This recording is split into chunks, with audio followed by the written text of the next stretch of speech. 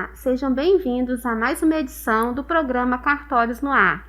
A partir de agora, você acompanha os assuntos mais importantes da atividade extrajudicial. Eu sou Juliana Soares e o programa Cartórios no Ar é uma produção do Tribunal de Justiça do Maranhão em parceria com o Colégio Notarial do Brasil, Seccional Maranhão, que pode ser acompanhado pela Rádio Web Justiça e agora também pelo YouTube, nos canais da Corregedoria Geral da Justiça e do Tribunal de Justiça do Maranhão.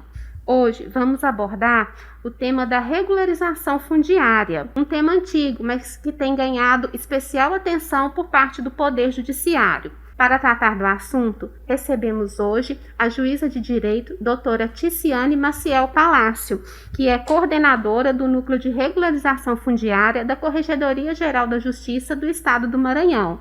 Doutora Ticiane, seja muito bem-vinda ao nosso programa. Obrigada, Juliana. Muito obrigada. Uma satisfação estar aqui contigo. Doutora Ticiane, para começar a nossa conversa, poderia falar um pouquinho sobre o que é a regularização fundiária?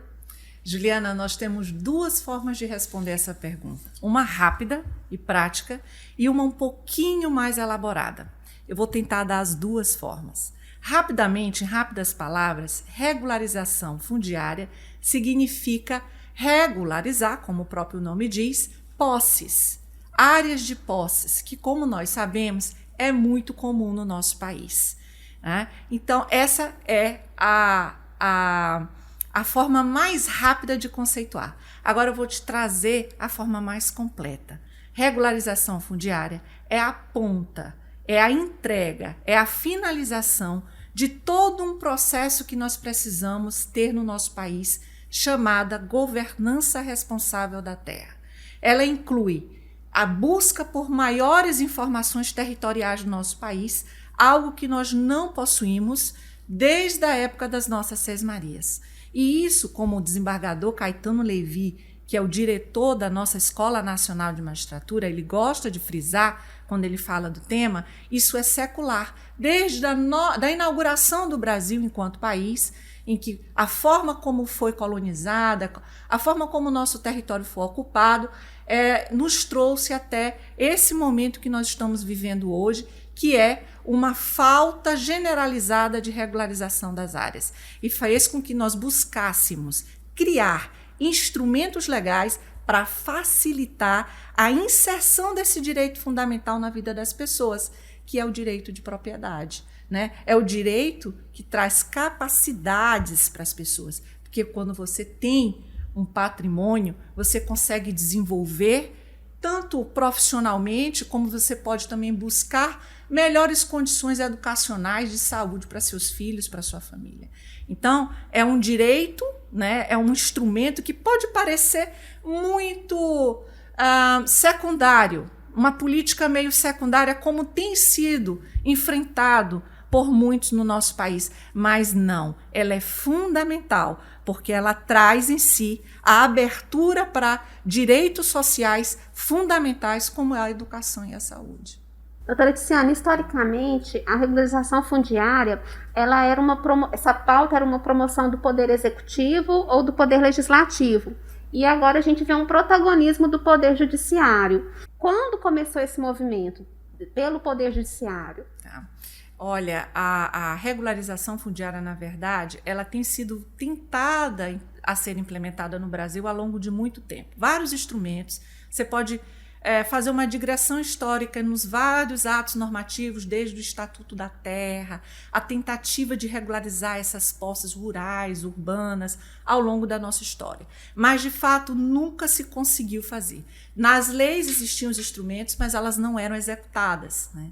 Então, o que isso causou na atualidade? Um turbilhão de conflitos fundiários que acaba desaguando nas nossas mesas, tanto a nível urbano como a nível rural.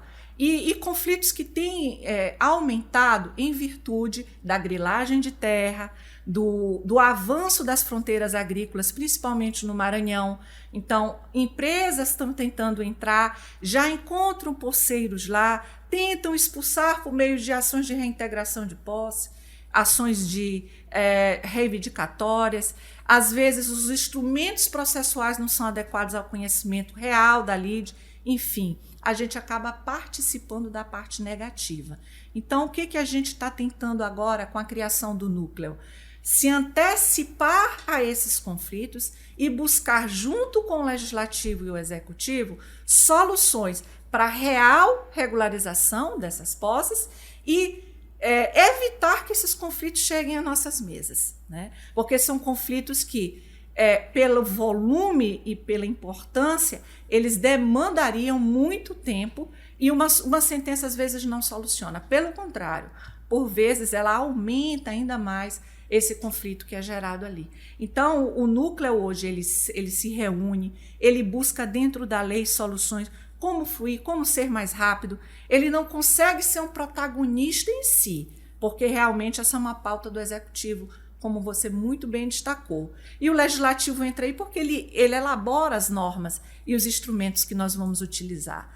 Mas a gente pode, e com a nossa fluidez, por não sermos um órgão, nós somos um órgão estatal, nós somos um poder, mas não somos eleitos. Isso nos torna mais isentos, né, da política. Então a gente consegue fluir muito bem entre um lado e outro, sem interferir, talvez fazer com que essas pessoas se olhem, se comuniquem e entreguem de fato o serviço público essencial, que é a regularização de uma posse, a entrega de um direito fundamental, civil e social, que é o direito de propriedade.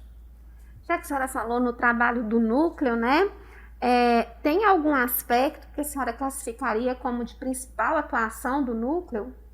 O núcleo de regularização, é interessante notar que ele surge da ideia da Corregedoria Geral de Justiça do Piauí, junto com o consultor da ONU, que é o Richard Torciano, de criar um Fórum de Corregedores Gerais de Justiça em 2018, e lá os estados, os 4 estados, que é Maranhão, Piauí, Tocantins e Bahia, se comprometeram a criar um núcleo de regularização, exatamente para cumprir esse papel que eu acabei de te dizer, de se antecipar aos conflitos, de criar uma relação melhor com a atividade extrajudicial e conseguir, de fato, destravar pequenos nós que vão se entrelaçando no caminho e evitando que esse serviço seja efetivado, seja entregue, de fato. E eu posso citar aí vários exemplos de como nós já atuamos, de fato, com êxito nesse importante serviço, né? E aí surgiu, em 2018, ele foi descriado aqui no TJ, depois o desembargador Paulo Velten, ele criou novamente em maio, junho de 2020, e nós começamos a fazer reuniões. Nessas reuniões está a SPU, que é a União, ITERMA, INCRA, a COECV, que é um órgão de conflitos fundiários do Estado, oficiais de registro, Ministério Público, Defensoria Pública. Nós pegamos casos trazidos por eles mesmos e definimos situações para a solução. Então, um exemplo, o Ministério Público traz ações que estão com acordos já há muitos anos sem cumprimento, faltando a regularização de comunidades rurais. Então, a gente busca faz a interlocução com as instituições para efetivar o direito para as pessoas.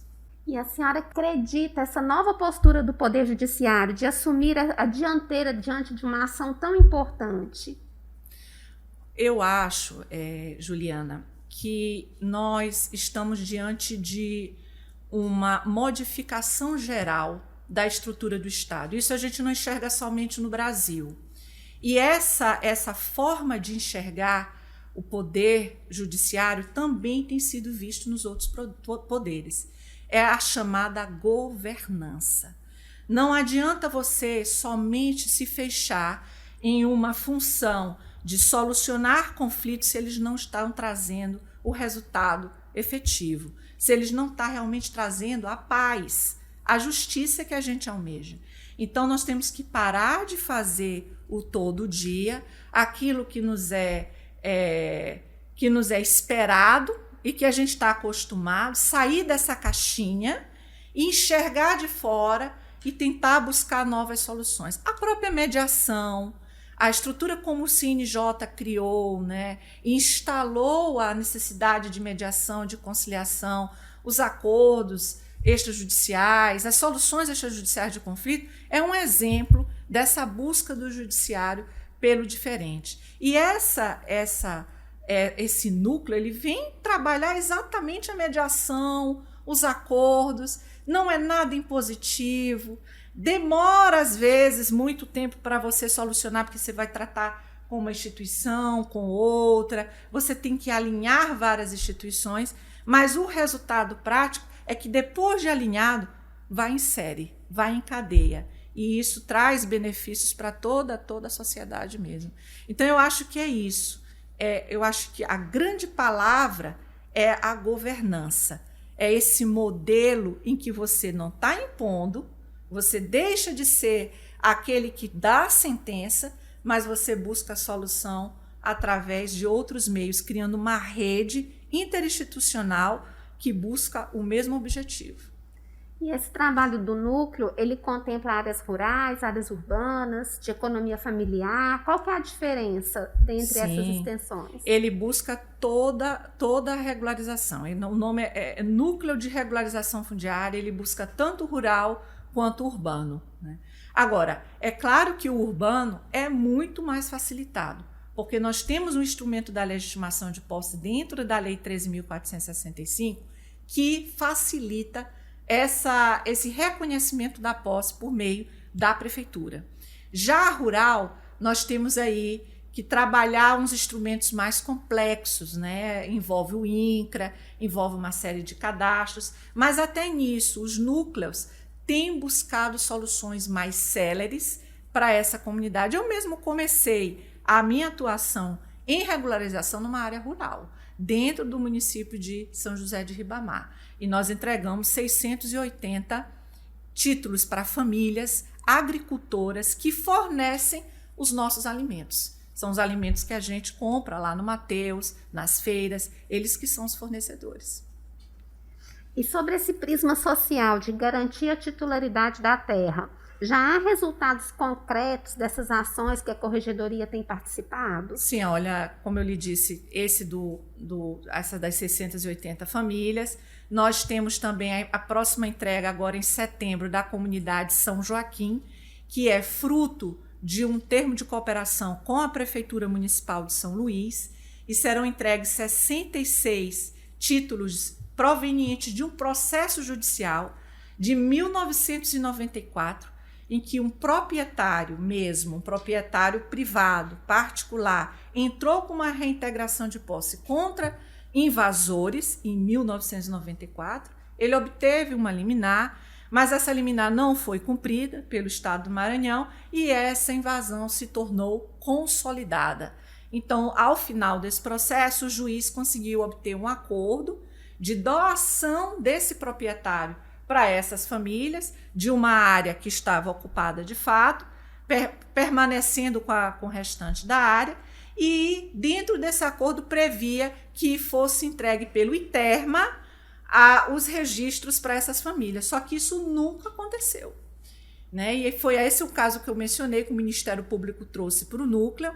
Nós fechamos o termo de cooperação com o município, tudo assinado, procurador também de justiça, o doutor Eduardo Nicolau, a quem assim eu tenho um respeito imenso também, né, pela sua visão.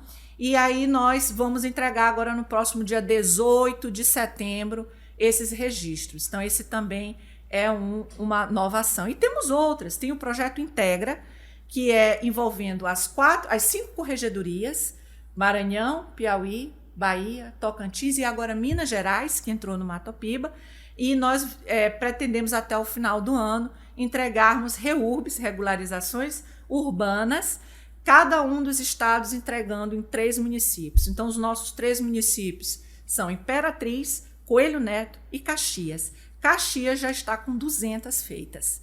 Então, só para você ter uma ideia do nosso trabalho. Em Imperatriz, nós estamos encaminhando para mais umas 200 também, em bairros de interesse social, e Coelho Neto vai ser umas 100 e poucas REURBs a serem entregas até o final do ano. Temos também o projeto Latitude 4 Graus, que é fazer aí uma unificação de cadastros municipal, federal e cartório, para que todas essas informações sejam as mesmas. Então, o cidadão, quando for buscar uma informação sobre um imóvel, não vai ter mais aquele conflito de informações entre o banco de dados da União, o banco de dados dos estados e o dos municípios. Vai estar tudo interligado. Então, isso aí é mais voltado, é um projeto mais voltado para a informação territorial, não para a entrega em si de títulos, né? E aí eu tenho outros aí, se eu for sentar para falar, tem vários projetos dentro do núcleo, correndo ao mesmo tempo. Hoje, a Corregedoria da Justiça Maranhense tem nessa área um trabalho reconhecido e elogiado nacionalmente. A partir de que momento foi possível avançar no tema da regularização fundiária e alcançar esse reconhecimento? Para mim, assim, posso te contar da minha experiência pessoal. Eu entrei em Ribamar, em São José de Ribamar, em 2012. E fiz esse processo, era um processo, era de 2009, também muito parecido com esse que nós vamos entregar da São Joaquim.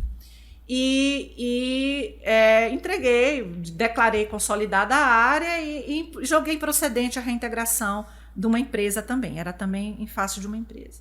Muito tempo depois, não muito tempo depois, essa comunidade me procurou dizendo que queria regularizar. Minha primeira atitude foi dizer que não era comigo, que isso era com o executivo, que o meu papel tinha se finalizado com a sentença judicial, que inclusive tinha sido transitada em julgado. Mas eles insistiram, então eu fiquei um pouco curiosa e comecei a ler as leis, né? Na época era a Lei 11.977, que tratava até da minha casa, minha vida. E aí eu não encontrei como fazer aquilo. Então eu procurei o prefeito, fiz uma reunião. O prefeito também não me pareceu muito, isso em 2015, não me pareceu aí muito interessado no tema. Quando foi na eleição seguinte, parece que foi em 2017, que foi a outra eleição, não me lembro muito bem agora, o outro prefeito que entrou no lugar, ele já veio para mim dizendo: doutora, eu soube que a senhora procurou o prefeito anterior, querendo fazer uma regularização, eu queria saber se a senhora nos ajudaria a montar uma secretaria de regularização aqui. Eu falei: opa, claro, vamos ver. E assim ele fez, ele montou uma secretaria, o Luiz Fernando, o prefeito Luiz Fernando, que era o prefeito de São José de Ribamar na época, hoje ele é secretário de Estado e está comigo no projeto Minha Terra, que ele é secretário de Estado, ele está com o IMESC dentro da pasta dele, então é uma pessoa de muita visão, e ele criou, e nós fizemos como primeiro projeto de área rural essa área que eu estou te falando, que nós entregamos às 680. Então, eu posso te dizer que, para mim, na minha experiência pessoal, isso começou em 2018. Até antes disso, eu nunca nem tinha ouvido falar desse assunto. Engraçado que confluiu com o interesse nacional. Parece que sinergeticamente o mundo estava se preparando para isso. E aí vieram as reuniões do Fórum Fundiário, vieram o interesse nacional. Hoje nós temos o Titula Brasil, que está titulando terras rurais em todo o Brasil, né? A ministra Tereza Cristina tem apostado e tem funcionado, eu tenho verificado isso nos municípios, realmente estão trabalhando para a entrega desses títulos. Então, parece que há uma sinergia mesmo. Eu acredito que é muito fruto desse trabalho em rede. Na hora que você começa a fazer isso aqui que você está fazendo, nesse exato momento, de comunicar, de dizer quais são os direitos das pessoas, de falar sobre governança responsável, regularização, as pessoas vão buscar isso nos órgãos públicos e isso vai gerando um movimento salutar para a conquista de direitos fundamentais. Então, para mim, eu poderia botar como marco 2016, 2017, tá? Para isso que a gente, até chegar nisso que a gente está vivendo hoje. Mas não é uma pauta isolada da Corregedoria, não, igual a senhora falou, né? Em que conta com a colaboração do Poder Executivo, do Poder Legislativo, isso, né? Exatamente. Doutora Ticiane, essa é uma pauta que ainda tem que avançar. Vendo o cenário futuro, quais são as perspectivas e os desafios para que esse avanço se concretize? Eu acho que a perspectiva é os desafios. Eu vou falar no primeiro desafio, nós mantermos a institucionalidade do núcleo. Porque, por vezes, Juliana, o que acontece? entra um gestor, sai o gestor, perde-se o interesse pela pauta, ele perde a energia dele, ele perde a força dele e isso começa a cair. Parece que os projetos não começam a não chegar ao fim. Então, o que eu acho que é um grande desafio para que isso realmente aconteça é cada vez mais ter capacitação. Pessoas que conheçam. Quanto mais capacitação, quanto mais as pessoas souberem, conhecerem e abraçarem a causa, menos chance disso morrer nós teremos. Que nós já tivemos no passado outros instrumentos de regularização que não tiveram êxito, porque não tiveram essa fluidez, elas não foram efetivadas. Então, eu acho que o grande desafio é a capacitação. Inclusive, isso consta numa das cartas do Matopiba, na carta de Tocantins, e já foi inserido como pauta principal na Escola Nacional da Magistratura, a ENB. Então, nós firmamos lá, eu sou coordenadora da Escola Nacional, e nós firmamos essa semana retrasada, junto com o representante da FAO no Brasil, um acordo de cooperação para a capacitação de magistrados no tema de governança responsável, da qual a regularização é um dos elementos. Então, eu acho que isso é primordial, vai ser o grande desafio, vai ser trazer essa boa nova sobre a regularização para todo o país e sempre em constância, né? Sempre se renovando dentro dessas informações, buscando cientificamente instrumentos melhores, mais céleres, buscando a tecnologia para nos ajudar, sistemas interligados. Então, eu acho que esses são os desafios. Doutora Tiziane, e a informação também, né? Porque e a informação. Isso tem tudo a ver com o nosso programa aqui hoje. Exatamente. Porque nós estamos transmitindo conhecimento. Às vezes as pessoas nem têm conhecimento do núcleo que existe hoje. É verdade, né? É verdade. Eu queria agradecer a presença da doutora Tiziane. Hoje nós conversamos com a doutora Tiziane Maciel Palácio, coordenadora do Núcleo de Regularização Fundiária da Corregedoria Geral da Justiça do Tribunal de Justiça do Maranhão. Doutora Tiziane, muito obrigada pela sua participação. Obrigada a você, Juliana. Até a próxima. Esta foi mais uma edição do programa Cartórios no Ar, que tem a missão de levar informações sobre os serviços extrajudiciais a toda a sociedade. Você acompanha a nossa programação na Rádio Web Justiça às segundas-feiras, às 8h45 da manhã e às quartas e sextas-feiras, às 16h45 da tarde. Você também nos acompanha agora pelo YouTube, nos canais da Corregedoria Geral da Justiça e do Tribunal de Justiça do Maranhão. Agradecemos a sua companhia e até o nosso próximo programa.